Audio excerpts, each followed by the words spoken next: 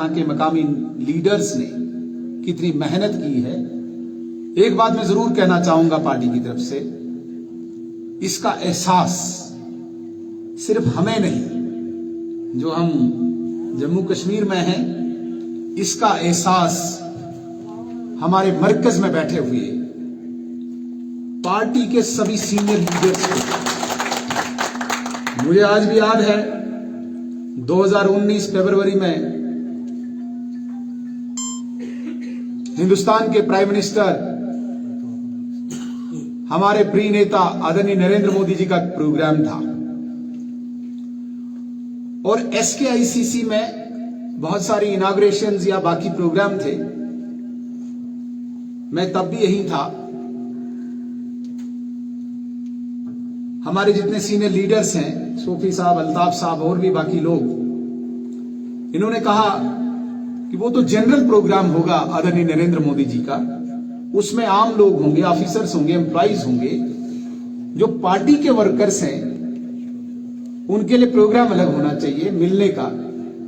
तुरंत जब हमने गुजारिश की 5 मिनट के अंदर हमें टाइम मिला कि अलग से पूरा अरेंज किया जाएगा प्रोग्राम, तो एयरपोर्ट पे, बेडगाम के एयरपोर्ट पे अलग से प्रधानमंत्री जी ने भारतीय जनता पार्टी के कार्यकर्ताओं के साथ, अब सिर्फ मुलाकात नहीं, मैंने इसलिए नहीं कहा कि मुलाकात की थी, इसलिए मैंने ये बात कही। जो बात मैंने की कि आपने अपना खून पसीना बहा के जिस भारतीय जनता पार्टी के बीज को यहां पे बोया है, आज जो फसल हमें देखने को मिल रही है, उसमें हमारे काफी कार्यकर्ताओं ने आपने बलिदान दिया है, हमारे सीनियर कार्यकर्ताओं ने अपनी सारी जिंदगानी दी है। और जिन नेताओं को यहां पे हकारत की नजर से देखा जाता है, सिक्योरिटी देना, वो तो इंतजार कर रही थी सरकार तब की कि कब इन पर कुछ ऐसा इल्जाम, इन पे ऐसा हमला हो कि बीजेपी का नामो निशान लेने वाला ना हो। उस आग से निकाला और पार्टी को यहां इस सतर तक पहुंचाया। इसलिए मैंने ये बात कही कि उसका एहसास सिर्फ हमारे मरकज के नेताओं को ही नहीं, आदरणीय प्रधानमंत्री जी को भी था, जो हमें देखने को मिला वहां पे 2019 के उस कार्यक्रम में, जब पार्टी के कार्यकर्ताओं के साथ मिला।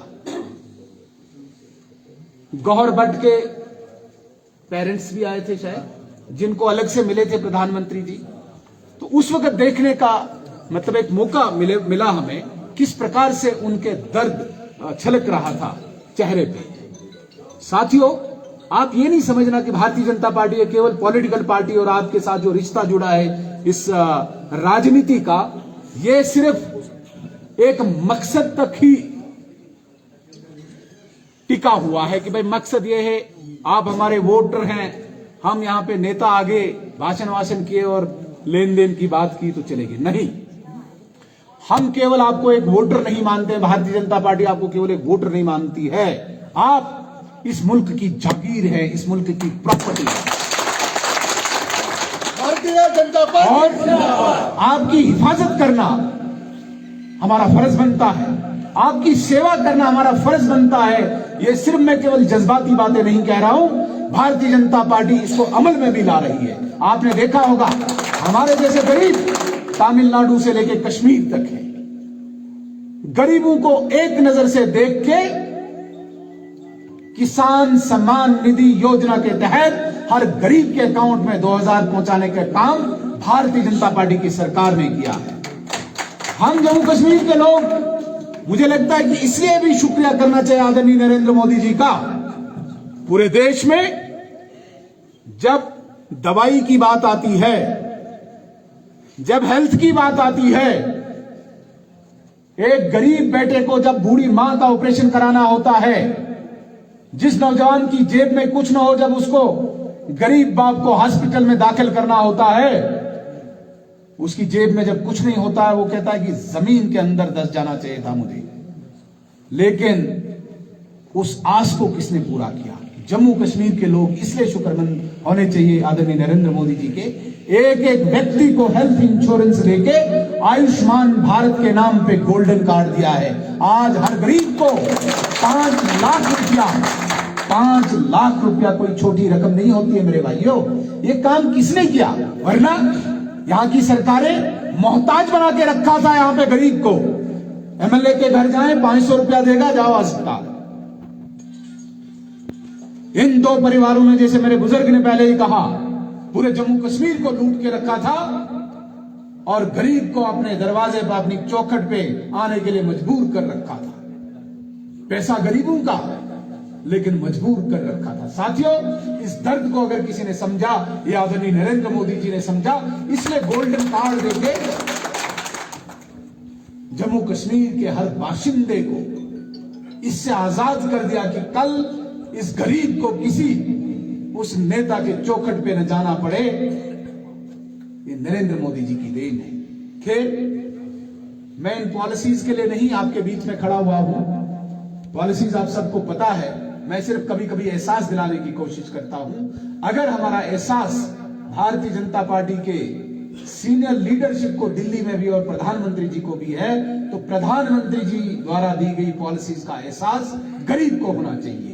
अगर हम भूलेंगे, खुदा हमें माफ नहीं करेगा, याद रखिएगा। जिसने गरीब के लिए इतनी दर्द रखी है, क्योंकि उसको गरीबी का एहसास है, जिसने रेलवे स्टेशन पे नंगे पांव रह के चाय के गिलास से बेचने से शुरू की अपनी जिंदगी, जिसकी मां ने लोगों के घरों में बर्तन मांज के बच्चों को पाला होगा, उसको एहसास है इस गरीबी का।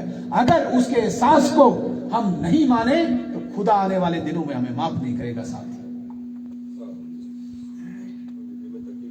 इसलिए अभी भी हम मानते हैं कि अभी भी हमने वो सारा काम नहीं कर लिया है जो गरीब की जरूरतें थी। आज भी जिस प्रकार से हमारी छोटी बहन ने कहा, काउंसलर है, कारपोरेटर है, घोड़े वाले भी परेशान हैं। सोफी साहब ने शायद बात भी की है, और भी अगर कहीं करनी हो तो हम मिलजुल के इसको करेंगे।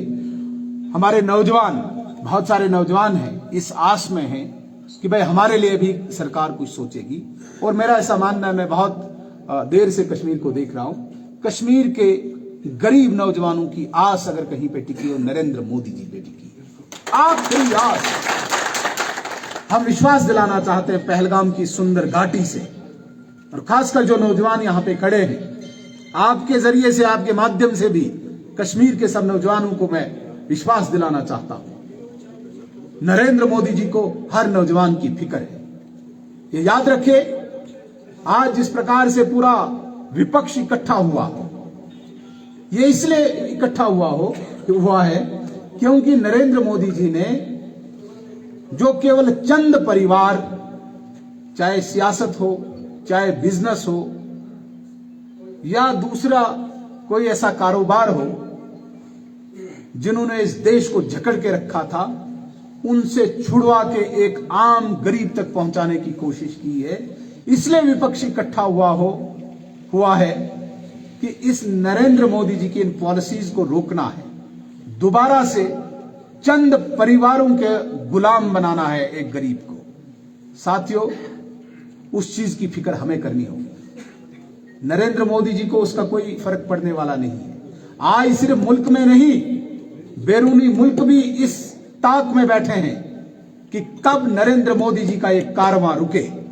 इसलिए कश्मीर के, खासकर पहलगाम के नौजवानों का भी यह फर्ज बनता है कि जिस स्पीड से मुल्क तरक्की कर रहा है, हमें गर्व होना चाहिए, हमें फक्र होना चाहिए। हमारा मुल्क है, मुल्क तरक्की कर रहा है, हम मुल्क के लिए जी रहे हैं, मुल्क हमारे लिए है। अगर इसमें कहीं पे भी कोई रुकावट आती है तो ये रुकावट हमें होगी। हमारा फर्ज बनता है हम सब मिलजुल के, खासकर जो भारतीय जनता पार्टी के कारकुन यहाँ पे बैठे हुए हैं, हम सब मिलजुल के इस कारवां को और मजबूत बनाएं। कश्मीर में आने वाले दिनों में जब भी चुनाव होंगे, हम तो इंतजार में हैं, हमें तो उम्मीद है कि चुनाव बहुत जल्दी होगा। जब भी चुनाव होगा साथियों, एक बात मैं बड़े वसूख के साथ कहता हूं, मैं बार बार कहता हूं, और बड़े होशो हवास में, मैंने कभी जिंदगी में कोई नशा नहीं किया, ये नहीं सोचना कि नशे में कोई ये बात कह रहा है। मैं बड़े होशो हवास में कह रहा हूं, बड़ी जिम्मेदारी के साथ कह रहा हूं, चुनाव जब भी होगा हुकूमत भारतीय जनता पार्टी बनाएगी।